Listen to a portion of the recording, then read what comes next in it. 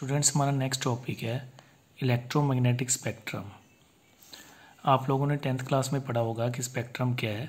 Spectrum is a band of colours. उसी तरीके से जो इलेक्ट्रोमैग्नेटिक स्पेक्ट्रम है उसके अंदर वेव्स होती हैं, और ये जो वेव्स हैं these are arranged according to their increasing और decreasing wavelength. For example, there are different waves such as radio waves, microwaves, infrared, visible, UV means ultraviolet, X-rays, gamma rays and cosmic rays. These rays or waves are arranged according to their decreasing wavelength or the increasing frequency. That type of spectrum is known as the electromagnetic spectrum. Clear? Next topic है quantum theory of radiation. यहाँ से आपका main point start होता है, quantum theory of radiation. Quantum theory हमें explain की थी scientist max Planck ने इन 1901, और इस थ्योरी को हम नाम देते हैं quantum theory of radiation. According to this theory, Planck scientist ने कहा था कि जब भी कोई बॉडी को हम लोग हीट करते हैं तो वो बॉडी हॉट हो जाती है। वो हॉट बॉडी एनर्जी एमिट करती है, और ये जो एनर्जी एमिट करती है ये कॉन्टीन्यूस नहीं होती, ये डिसकॉन्टीन्यूस होती है और छोटे छोटे पैकेट्स की फॉर्म में होती है, जिनको हम नाम देते हैं quantas. Quantas are the packets of small energy. Second one, उसने कहा था कि जो एनर्जी एमिट हो रही है that energy is directly proportional to frequency. Directly proportion का जब हम साइन हटाते हैं तो यहाँ पे कांस्टेंट का साइन आता है H is known as a Planck's constant. तो यहाँ पे हमारा एक फॉर्मूला बन जाता है that is E is equal to H nu. और तीसरा उसने ये कहा था कि जो एनर्जी एमिटेड या एब्जॉर्ब हो रही है that energy is the multiple of any whole number. जैसे E is equal to 1h nu, 2h nu, 3h nu up to so on. तो यही चीज़ हमें कही थी प्लैंक साइंटिस्ट ने। उसने कहा था कि जब भी कोई बॉडी को हम लोग हीट करते हैं और वो एनर्जी एमिट करती है, वो एनर्जी कॉन्टीन्यूस नहीं होती बल्कि डिसकॉन्टीन्यूस होती है, और छोटे छोटे पैकेट्स की फॉर्म में होते हैं जिनको हम क्वांटास कहते हैं। फिर उसने कहा कि जो एनर्जी एमिट या एब्जॉर्ब हो रही है that is directly proportional to frequency. और जब डायरेक्टली प्रोपोर्शनल का हम लोग साइन हटाते हैं तो यहाँ पे कांस्टेंट का साइन लग जाता है H, which is known as a Planck's constant. Planck's constant की वैल्यू है 6.626 into 10⁻⁻34 जूल सेकेंड। फिर उसने कहा कि जो एनर्जी एमिट या एब्जॉर्ब हो रही है that is the whole number multiple of the H new.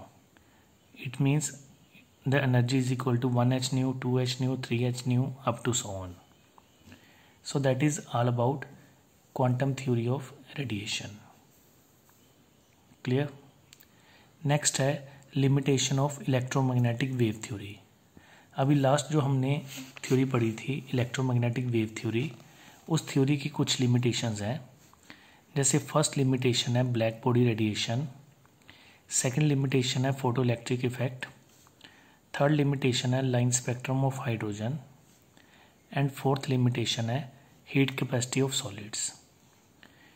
तो आपके सिलेबस में ये फर्स्ट 3 लिमिटेशंस जो है उसको एक्सप्लेन किया गया है।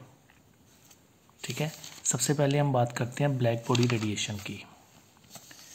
नाम से हमें थोड़े से पता चल जाता है कि ब्लैक बॉडी रेडिएशन क्या होती है।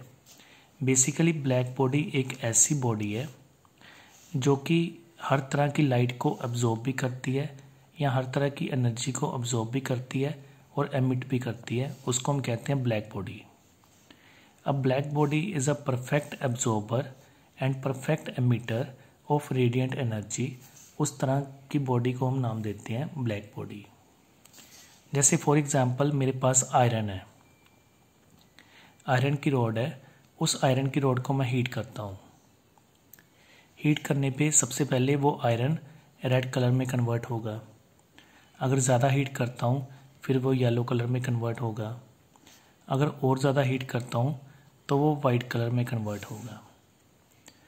इट मीन्स कि वो जो आयरन है वो एक तरह की ब्लैक बॉडी है जो कि हर तरह की लाइट को अब्जॉर्ब भी कर रही है और एमिट भी कर रही है, तो इसलिए हम इसको नाम देते हैं ब्लैक बॉडी रेडिएशन।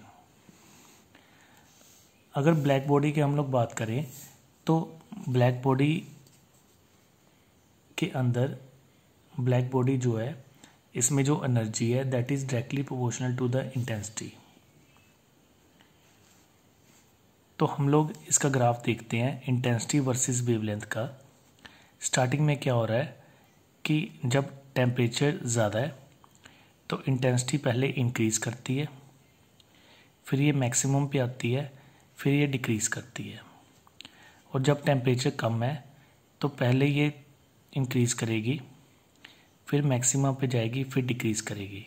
बट अगर दोनों का ग्राफ देखें तो दोनों के ग्राफ में काफ़ी फ़र्क है। इट टेम्परेचर होगा उतनी ही इंटेंसिटी ज़्यादा होगी और जितना कम टेम्परेचर होगा उतनी ही इंटेंसिटी कम होगी। ठीक है। अगर हम ब्लैक बॉडी की बात करें तो ब्लैक बॉडी की अगर हम लोगों ने एक्सप्लेनेशन देनी है तो हम इस तरीके से दे सकते हैं, जैसे मेरे पास एक मेटल है, मेटल को मैं हीट करता हूँ तो हीट करने पे सबसे पहले क्या होगा, क्योंकि मेटल सॉलिड फॉर्म में होता है तो मेटल के जो एटम्स हैं वो अपनी पोजीशन पे वाइब्रेट करेंगे। मेटल के जो एटम्स हैं वो अपनी पोजीशन पे वाइब्रेट करेंगे। वाइब्रेट करने के बाद वो रेडिएशंस एमिट करते हैं जिनकी अपनी फ्रीक्वेंसी होती है। तो जैसे जैसे हम लोग टेम्परेचर को इंक्रीज़ करेंगे वैसे वैसे जो लाइट की फ्रीक्वेंसी है वो इंक्रीज़ करती जाएगी। तो यही कहता है हमें ब्लैक बॉडी रेडिएशन। क्लियर?